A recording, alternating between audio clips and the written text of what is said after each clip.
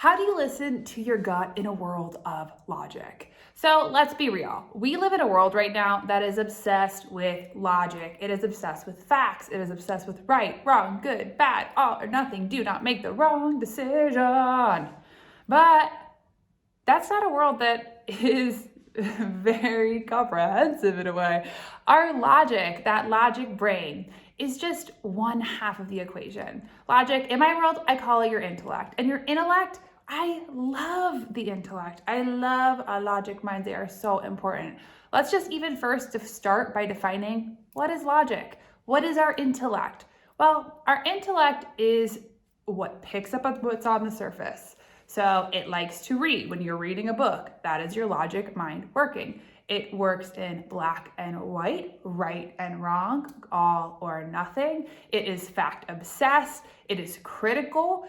It is information driven, and it is insatiable. And because we live in a world that really values logic, we have been taught that our logic and only using logic is the best way to navigate our lives, right?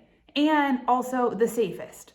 Because when our logic, the biggest thing about logic is it doesn't want to be made a fool of. It doesn't want to be wrong. That's embarrassing. It's a big deal.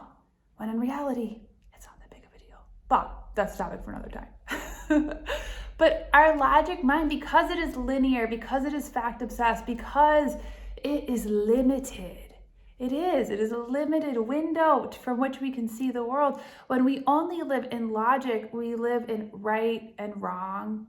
And a lot of times when we're in logic, because it's trying to protect us from being embarrassed, it can be somewhat performative and it disconnects us.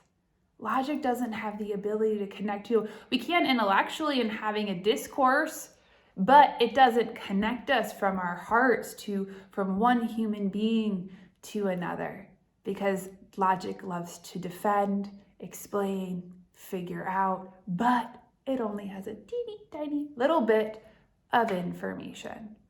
But our logic mind also gives us structure and boundaries and a framework. We love logic. Without your logic mind, if you were to go climb Mount Everest, it wouldn't tell you to go get a pickaxe and some oxygen and your tent and all these different things. Those are all really important things that our logic mind tells us to do.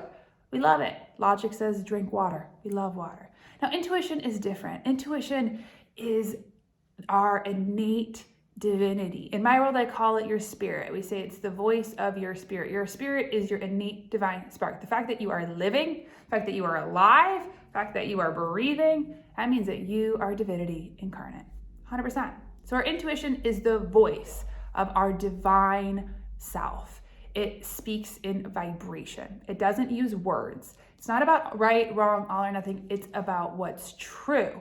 And it leads us step to step. It is creative. It is resourceful. It connects. It is deep. It is an incredible powerhouse, because it only isn't about the surface. It looks at the whole thing and actually does a lot better than our logic. But here's the other thing. They're not meant to not be friends. Our logic mind helps us to organize. So when you get intuitive guidance, when your gut says, that doesn't feel right, your logic mind can say, hey, well, here's a way that we can navigate out of the situation.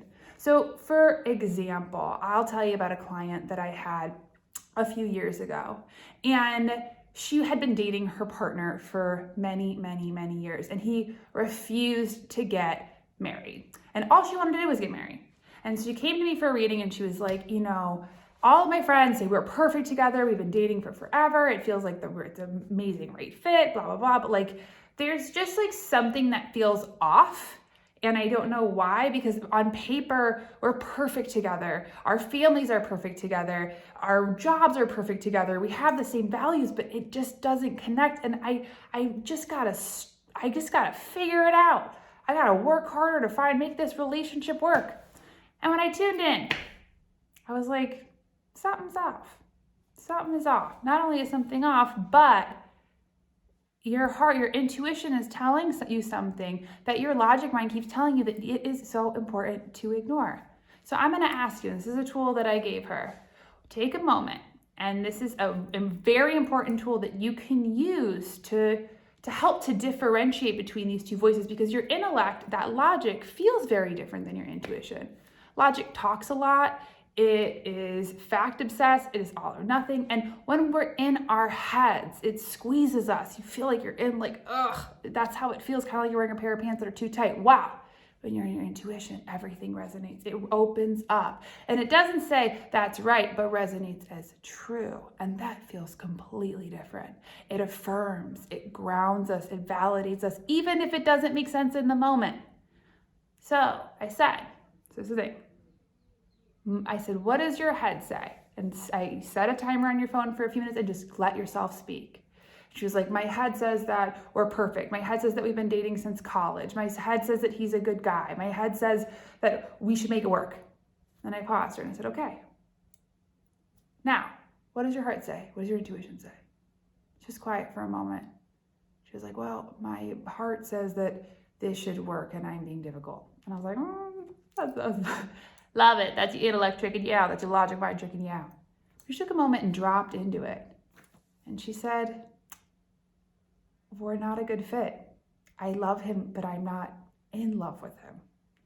And that was a really big turning point, because her logic mind was trying to force her into a life and into building a life that wasn't in alignment, not only with her values, but with who she was. She was trying to fit her life into this box, and her logic mind was saying, everything is so good, you have to do this. So, and all right, you have some decisions to make as to what resonates for you, because that is important to check back in. Fast forward a few months, she calls me. She says, guess what? I found out Mr. Perfect was cheating on me for years. And I knew it. I knew it. My logic mind kept telling me that I was being overreactive. I was being too critical.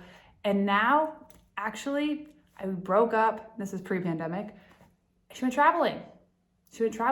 And she went to Bali, she went to Thailand, she went to China, and she actually discovered that she loved foreign languages. She loved other people and culture, and actually ended up enrolling in a master's program in Arabic studies, and is living this international world advocating for women. And on top of it, now she just started dating this really cool, wonderful guy, and she's so excited. She said, if my logic, and not only my logic, but the logic of everyone around me who told me it was good enough, if I didn't trust my intuition, I wouldn't have taken the leap.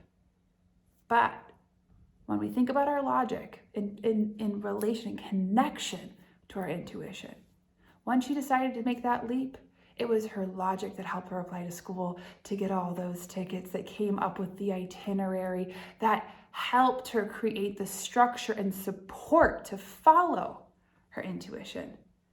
You know, logic, in reality, our intellect supports our intuition. It doesn't trump it. And when we're in a place of having to be, because logic likes to go either or, intuition says and. So where in your life do you need some ands? Where do you need in your own life to create some more space to listen to your intuition? And recognize that your intellect, it is not the enemy. It is meant to be support.